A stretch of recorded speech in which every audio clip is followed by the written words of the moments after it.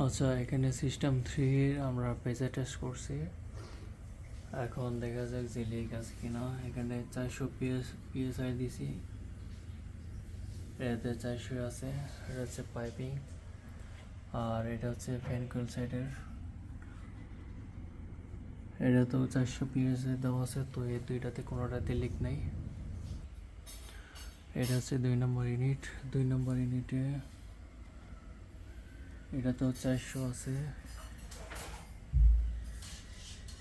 এটা তো 400 আছে, তো এখানেও পাইপিং আর এয়ারকন দুইটা ঠিক আছে। এখন হচ্ছে শেষের ইউনিট,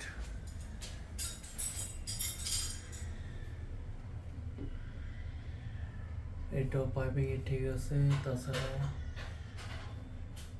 ফ্যান কোয়েলের সাইড দুইটাই ঠিক আছে, দুইটাতে এটা তো কোনো লিক নেই। অ্যান্ড সব শেষে হচ্ছে কম্প্রেসরের সাইডে লিক আছে কিনা দেখা যাক। এটা হচ্ছে কম্প্রেসরের মিটার, হ্যাঁ এখানে লিক আছে। এখানে 400 পিএসআই দেওয়া হয়েছিল, এখানে এখন মোটামুটি 55-তে 50 নেমে গেছে। তো এটাতে লিক আছে, কম্প্রেসরে লিক আছে, এখন কম্প্রেসরটা চেঞ্জ করা লাগবে।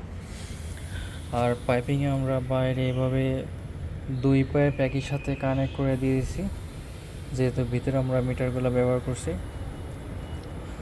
তো নর্মালি প্রেজার টেস্টগুলো এভাবেই করা হয় আর কি, তাতে 100% রেজাল্টটা পাওয়া যায় যে আসলে লিক কোথায়।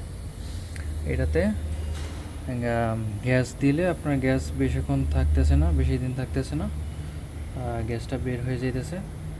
তো এই কারণে কাস্টমার প্রেজার টেস্ট করার জন্য বলছে, তাই আমরা করলাম। এখন দেখা গেছে যে সমস্যাটা হচ্ছে কম্প্রেসারে, সিইউতে।